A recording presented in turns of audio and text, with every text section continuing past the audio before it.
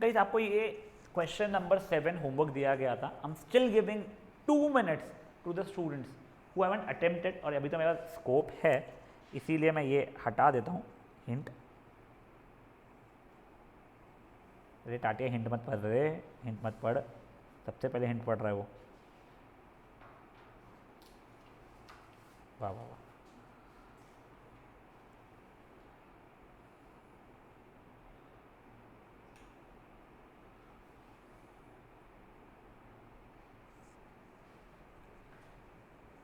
बहुत बढ़िया क्वेश्चन है ये. थोड़ी मेहनत लगती है क्वेश्चन में, बट बहुत बढ़िया क्वेश्चन है.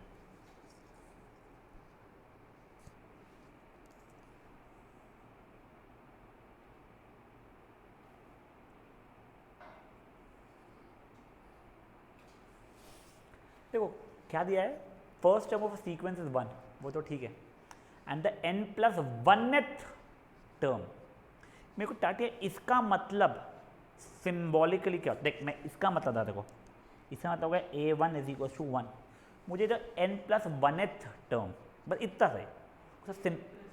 क्या क्या करेक्ट. तो इसका मतलब क्या हो रहा है सर, a नीचे n+1 इज ऑब्टेन्ड बाय का इंग्लिश से मैथमेटिकल मतलब क्या हो जाएगा, perfect, equals to adding n+1 to the nth term. एक मिनट, n+n+1 ये बोल रहा है क्या तू, प्लस n+1 रोक रहे. वो देख ये सब कुछ अपन ने याद है 10th स्टैंडर्ड लीनियर इक्वेशन में वर्डेड प्रॉब्लम से इंग्लिश में से इसमें करने का किया था. अब जो लोग नए वाले हैं 1 2 एंड तूने भी 10th में नहीं किया था, 9th में देखो था नहीं वर्ड प्रॉब्लम था. देखो ये चीज़ ना कोई सी भारी नहीं है. अब वो ठीक है, अब ऐसा हो सकता है कि तुम लोग ऐसा होता है कि तुम पहले हिंट देख लेते हो तो एकदम से क्लिक हो गया, अरे हाँ वही तो बोल रहा था. बट नहीं, लर्न कि ये कैसे हुआ है. The first term of sequence is 1, ये तो कोई बहुत बड़ी बात नहीं. a = 1 या a1 = 1, ठीक है. द n+1th टर्म, देखो द 8th टर्म अगर मैं बोलूँगा तुम a8 लिखोगे, मैं 15th टर्म बोलूँगा तुम a15 लिखोगे. तो n+1th टर्म तो a n+1 is, was, will be, would be, could be, सब चीज़ों का आंसर इक्वल्स टू होता है. तो इज या will be obtained by n equals to adding n+1, ठीक है. तो आखिरी वाला n+1 किस में, 10 में नहीं, nth टर्म में. nth टर्म की वैल्यू क्या रहेगी, an रहेगी, ठीक है. अब चलो ये मिल गया अपने से. उसने कुछ 6th टर्म मांगा है, तो अपने को a6 मांग रहा है. तो a6 के लिए n6 तो डाल नहीं सकता, क्योंकि अगर मैं n6 डालूंगा तो ये ऐसा हो जाएगा a7 = a6 + 6 + 1. मुझे 6 टर्म मांगा है, 7 टर्म थोड़ी मांगा है. तो n की वैल्यू 5 डालता हूँ मैं. एट n = 5 क्या हो जा रहा है बच्चा लोग, मेरा a6 = a5 + 5 + 1 हो जा रहा है. बट तो उसे मतलब नहीं आ रहा है कि मुझे a5 नहीं पता है. वो चीज़ a5 क्या दोगी, वो चीज़ a4 क्या दोगी, वो चीज़ a3 क्या दोगी, वो चीज़ a2 क्या दोगी. a2 मैं निकाल सकता हूँ, क्यों, क्योंकि मुझे वो a1, अगर a1 किया तो ये से कुछ होते हैं. तो पहले मैंने a2 निकाला एट n = 2. a2 का चलो मेरे लिए a कहाँ गए इसका, हाँ a1 + 2 नहीं 1 + 1 एट n = 1, चलो सॉरी, एट n = 1 ये 1 + 1, ठीक है ना. a2 is a1 + 1 + 1. वैसे a1 की वैल्यू कितनी है मेरी, 1 ही है, तो 1 + 1 + 1 है 3. तो मेरे a2 की वैल्यू हो गई है मेरी. अब मैंने a3 की वैल्यू निकाली, तो वो a2 + 2 + 1, a2 था मेरा 3, 3 + 3 हो गया मेरा 6. अब मैंने a4 की वैल्यू निकाला है मैंने, a3 + 3 + 1, तो देखो 6 + 4 मतलब 10 हो गया मेरा. लक्ष्य समझ रहा है. a5 के लिए ये n = 4 पे चल रहा है, ठीक है ना. a4 + 4 + 1 तो 10 + 5 15, और फिर वही a6 हो जाएगा मेरा a5 + 5 + 1 मतलब 15 + 6 मतलब 21, a6. देखो वही आंसर आया हुआ है, समझा. देखो उसका भी फॉर्मूला वही बन रहा था, करेक्ट. जिन लोगों का नहीं आया था या नहीं किया था या नहीं समझा था वो लोग कर लेगा फट से. तने समझा है बच्चा? हाँ, समझ गया।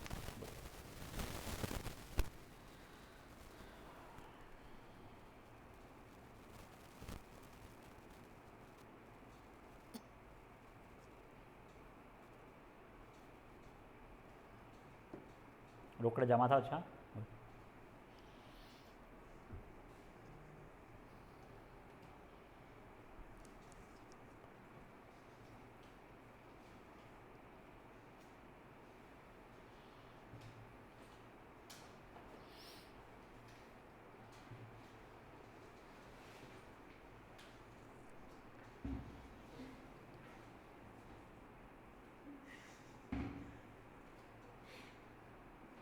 मुझे तो यहीं से पागल है, यहाँ से ही पागल है तू तो। बहुत ही बढ़िया रोकड़े।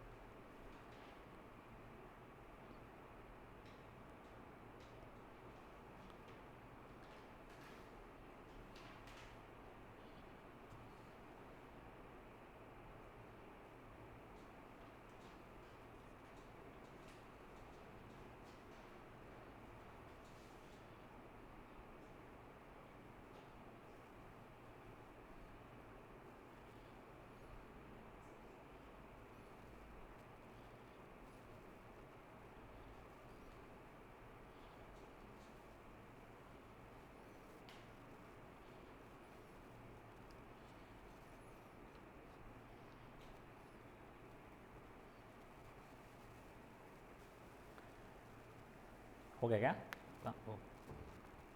चलिए, एपी एक बार के लिए, यानी एटलीस्ट मैं तो भूल गया था आफ्टर एग्जामिनेशन, तो एक बार के लिए क्विक रिवीजन ले लेते हैं एपी का, यानी बेसिक रिवीजन ही, मुझे एक बेसिक आप लोगों को रिकैप दिला देता हूँ। ठीक है, एपी आपको ये तो पता है एक नंबर ऐड हुए जाता है उसके अंदर। ठीक है, जैसे फॉर एग्जांपल 5, 8, 11, 14। ठीक है, इसमें ये क्या हो जाता है मेरा ए, ये क्या हो जाता है मेरा A2, ये A4 वैसा करते करते कुछ ये AN रहता है, उसका फॉर्मूला क्या रहता है A+N-1D। फुद्दू क्वेश्चन था ये, फुद्दू क्वेश्चन, फुद्दू चीज़ थी ये फॉर्मूला याद है। इसका सम निकालते थे तो वो उसके 2 फॉर्मूला थे, बट सम अपन बाद में देखना है नेक्स्ट एक्सरसाइज में, इसलिए अभी इसके ऊपर स्ट्रेस नहीं ले रहा हूँ मैं। अब देखो, कॉमन डिफरेंस याद है, D का मतलब कॉमन डिफरेंस, वो A2 - A1 टाइप चीज़ें हो जाती थी। ये चीज़ें इतनी याद है आप लोगों को, ग्रेट। आप कौन से ट्यूशन थे? एक तो कोई गौर सर के ट्यूशन में थे, एंड आप? अच्छा, नो आइडिया, आप गौर। देखो, उन लोगों ने जो सिखाया होगा वो सबने एक्यूरेट, सबने सही सिखाया होगा। हो सकता है कुछ जगहों पे मेरे मेथड तुम्हें थोड़े लंबे लगे, छोटे तो नहीं लग सकते, पक्की बात है। ठीक है ना, क्योंकि ऐसा मैंने कोई मेथड बनाया जो छोटा रहेगा। कुछ जगह पे तुम्हें मेरे मेथड लंबे लग सकते हैं। अगर आप अपने प्रीवियस टीचर के मेथड से कंफर्टेबल हो, एक बार करके मुझे दिखा देना, अगर मैंने अप्रूव कर दिया कि हाँ तुम सही कर रहे हो तो ग्रेट। बचे हुए जो मेरे से पढ़े हुए हैं, अपन वही लंबे वाले जो मेथड से पलटा के एपी वाला जो करते थे अपन लोग, वो जो चीज़ें थे अपन वैसे वाली चीज़ें ही करने वाले अभी भी कंटिन्यू। ठीक है, ये जैसे कि ये nth टर्म फ्रॉम एंड वाला, ये एक फॉर्मूला होता है, अगर तुम लोगों को पता है तो। तुम तीनों को सुना है ये वाला फॉर्मूला कभी? नहीं सीखा है ना, चलो ग्रेट, फिर तो कोई इशू ही नहीं फिर तो तुम लोगों को पलटाके वगैरह वाले जो रहते हैं वो सब चीज़ें ही करने वाले अपन लोग। हो जाओ, ये सम वम अपन लोग आगे देख लेंगे, अपन क्वेश्चंस के थ्रू धीरे धीरे करके समझना शुरू करते हैं। अब देखो, the fourth term of in AP is 3 times it's first term. क्या इतने इससे मुझे गंगवानी, मुझे इतने इससे इक्वेशन बनाने में हेल्प कर।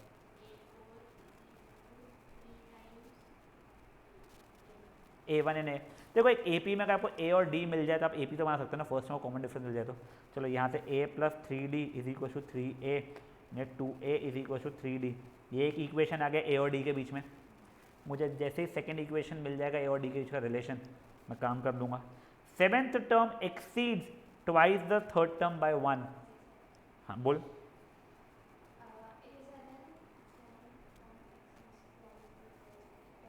आंसर मत देखना बच्चा।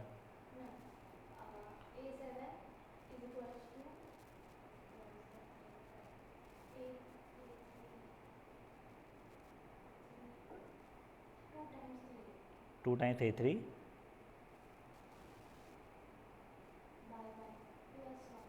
वैसे सही है। अब अपन लोग जो करते थे, रोकड़े बोल। हाँ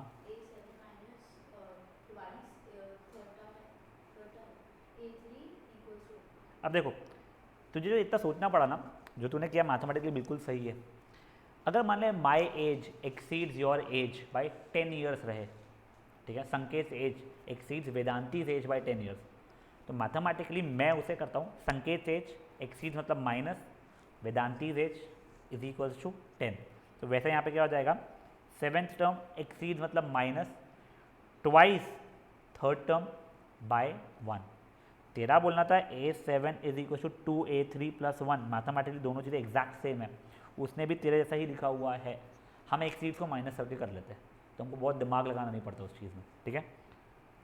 बट अप टू यू, तेरे को ऊपर वाला ही जो तूने बताई थी वो करना है, वो बिल्कुल सही है। इससे रिलेशन क्या जाएगा, A+6D minus 2 times A+2D is equal to 1। खोल पील करोगे A और D के बीच में दूसरा रिलेशन, 2 इक्वेशन 2 वेरिएबल हो जाएगा। एलिमिनेशन मेथड याद है कैसे करते थे, सब्स्टिट्यूशन मेथड बेसिक, जो ज़्यादा कंफर्टेबल आप उससे कर सकते हैं, आपके ऊपर है। एग्जाम्पल 1 तुम लोग खुद से कर लोगे। एग्जाम्पल 2 अभी रुक जाओ, एग्जाम्पल 2 है लॉग के ऊपर। तो लॉग क्या होता है, तुमको जैसे sine cos tan cot sec cosec 6 trigonometric functions थे, तुमको अब 11th स्टैंडर्ड में ऐसे बहुत टैन वगैरह नहीं रहेंगे, ट्रिग्नोमेट्रिक खत्म तुम्हारे लिए, क्योंकि तुमने अप्लाइड मैथ्स लिया हुआ है। वैसे ही एक और फंक्शन होता है लॉग, जो एक्सपोनेंट्स में हेल्प करता है, एक्सपोनेंशियल के बारे में बात करता है, तो बहुत बाद में देखने वाले हैं। अभी अपने चैप्टर में और कहीं पर लॉग आएगा तो वो क्वेश्चन को छोड़ देंगे, बची चीज़ों पर अपन बढ़ेंगे आगे। तो एक बार के लिए एग्जाम्पल 2 छोड़ देते हैं। ये याद है तुम लोगों को AP जनरेटर बोलते थे अपन इनको, हाँ।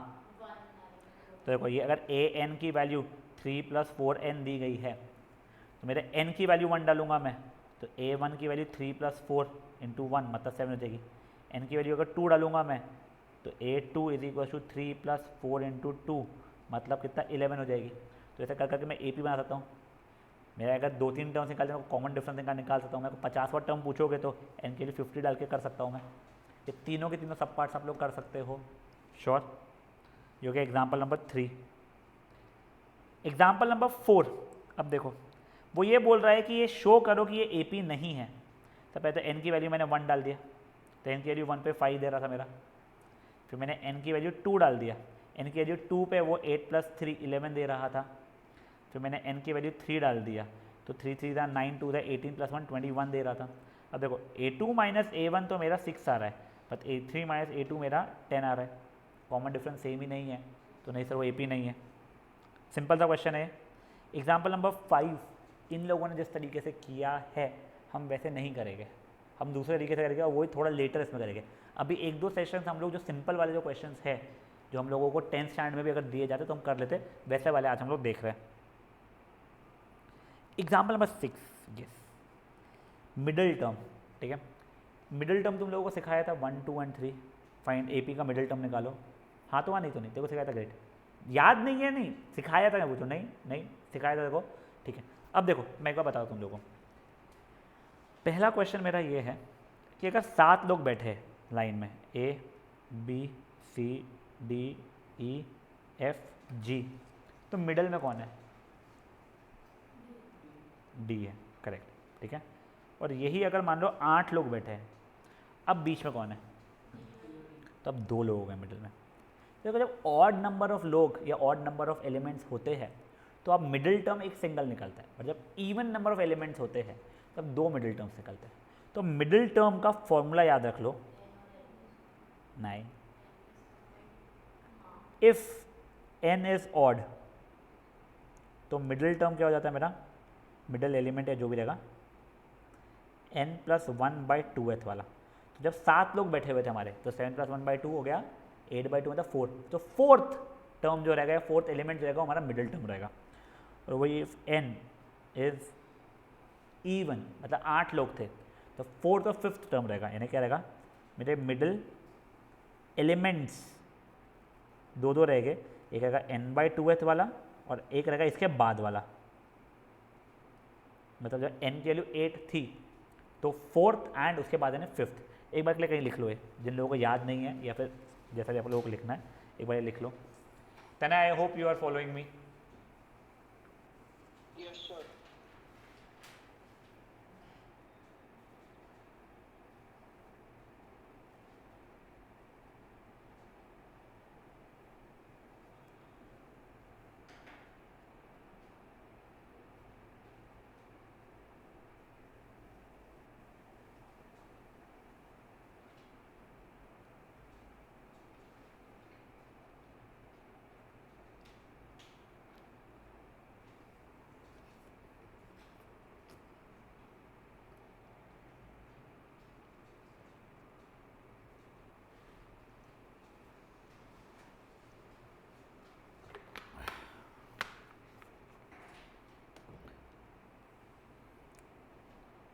हो गया, रोको, लिख ले बचा ये चीज़।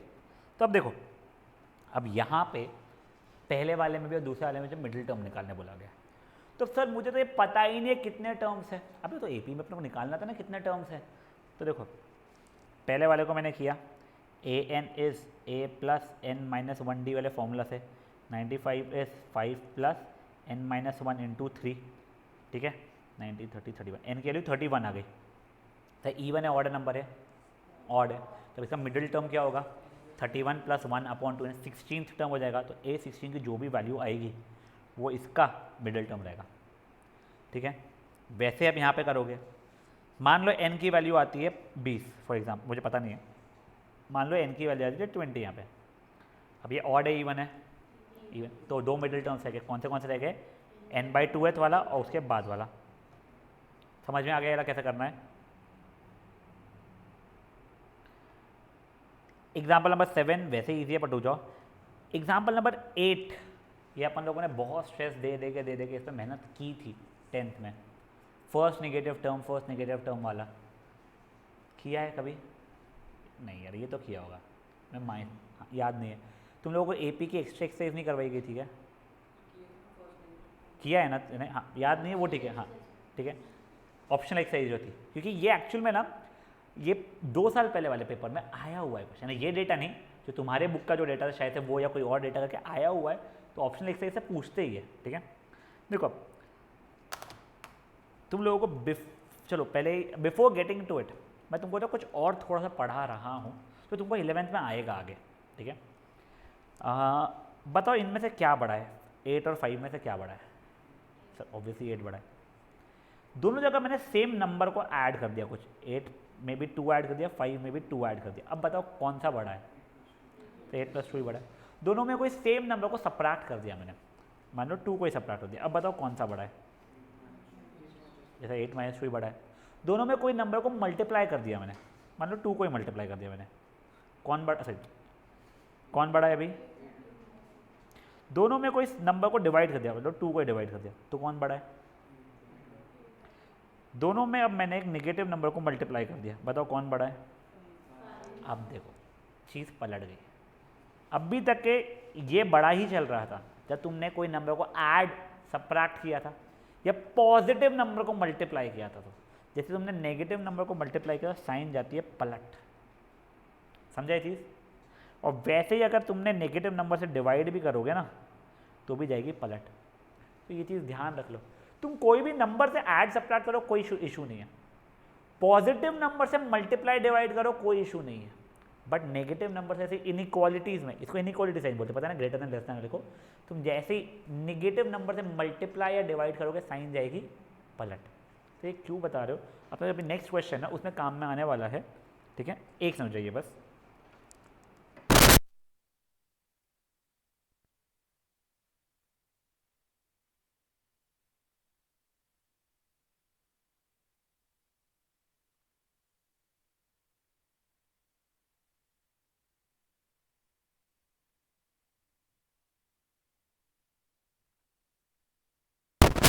एक मिनट रुक जाइए बस, क्या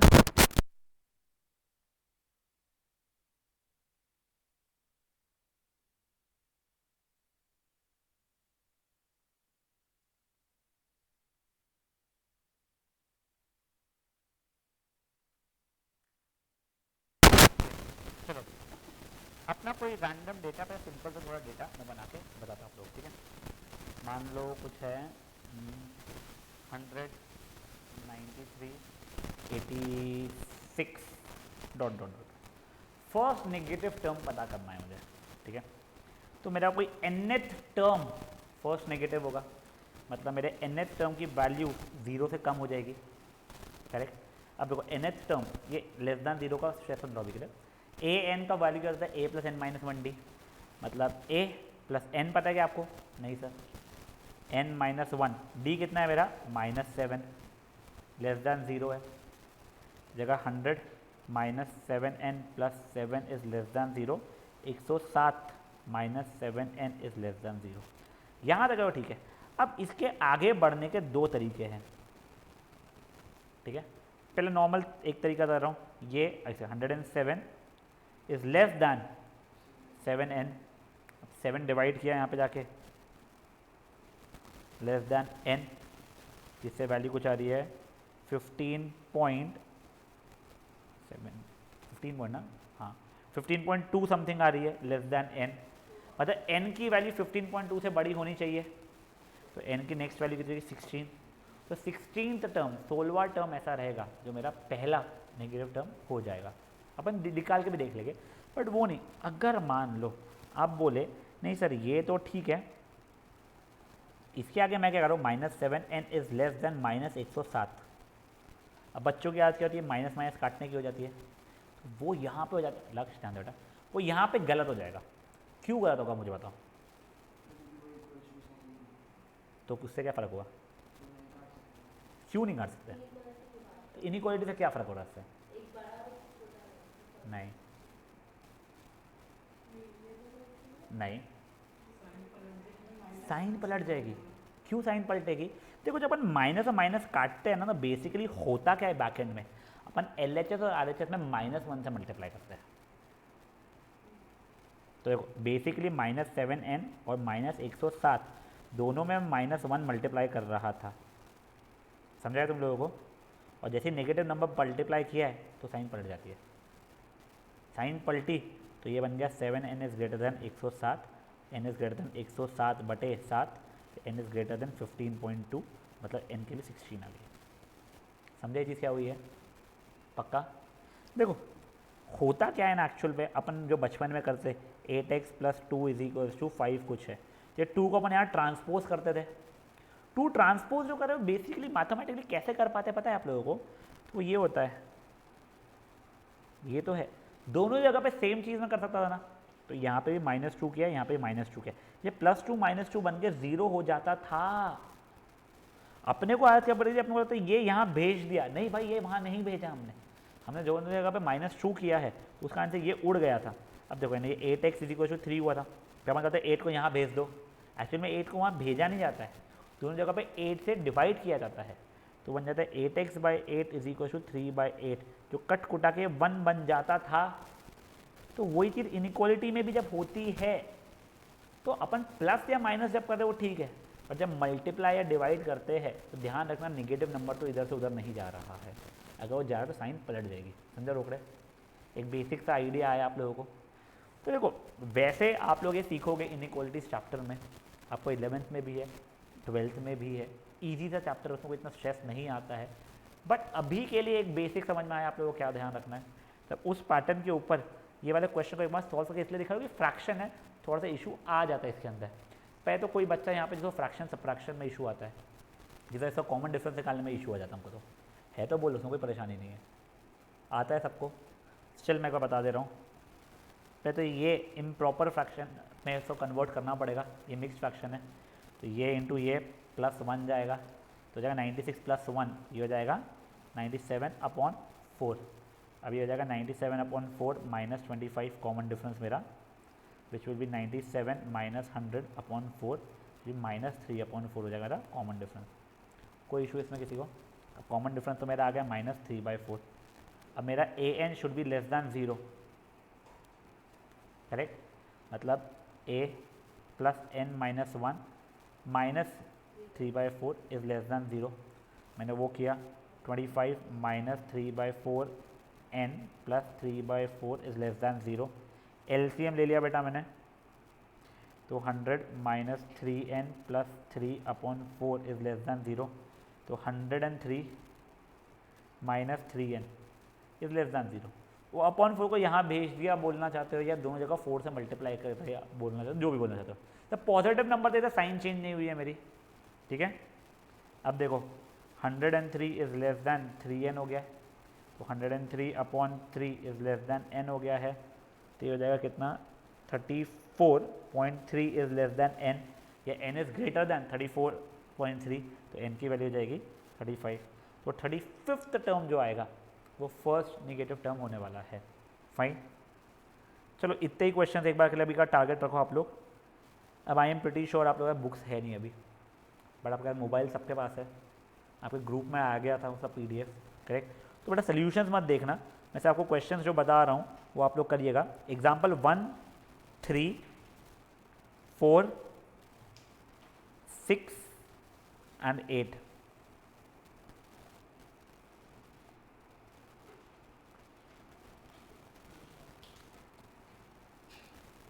एक बार के लिए इतना कीजिएगा, ठीक है। आप लोगों को होमवर्क भी मिलने वाला है, छोटा सिंपल सा होमवर्क रहेगा, बस स्ट्रेसफुल होमवर्क नहीं रहेगा, कर लीजिएगा बस। कल क्लास लेंगे तो किसी को इशू है क्या? तुम्हारे सैटरडे संडे कोई कमिटमेंट्स नहीं है ना, पक्का ना? तो कल will have class at the same time, कल का, ठीक है ना? नहीं करो अभी, ये अभी करना,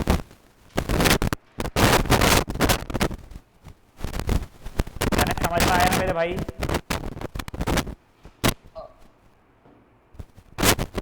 ये एग्जाम्पल 1, 3, 4, 6 एंड 8 कल पूछा था बेटा मैंने, उसमें एक्सरसाइज 2 के है, एक्सरसाइज 2 है वो एक्सरसाइज 1 खत्म होने के बाद वाले है।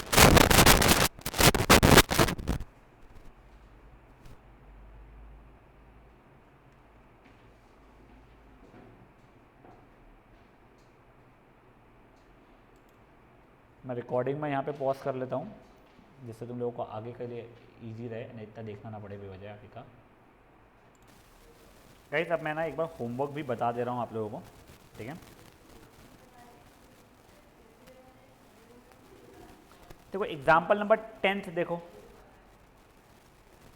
एग्जाम्पल नंबर 10 याद है आप लोगों को, 15th term from the end वाला।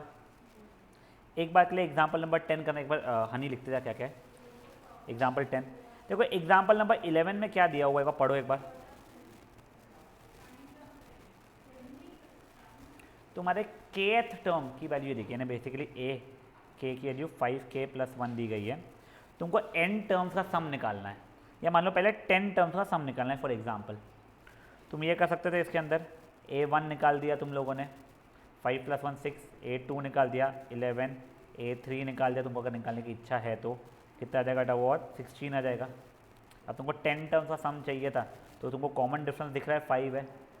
देखो S10 is 10/2 2a plus n - 1 है 9 × 5 45, क्योंकि अपन आंसर निकाल लेते हैं formula Sn = n/2 2a + n - 1d।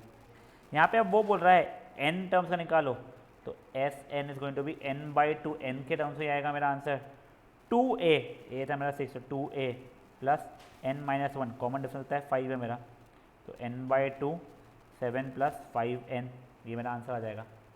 Try करना एक बार। एग्जाम्पल नंबर 11 लिख बच्चा, एग्जाम्पल नंबर 12 लिख, 13th लिख, 14th लिख,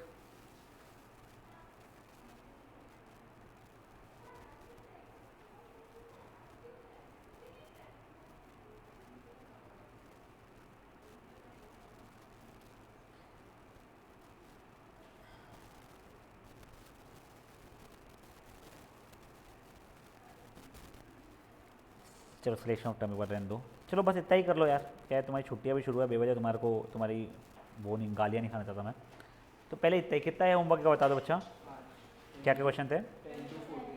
10 से 14 तक हो रहे क्या? अच्छा ग्रेट, 10 to 14 ये 5 एग्जाम्पल्स करना।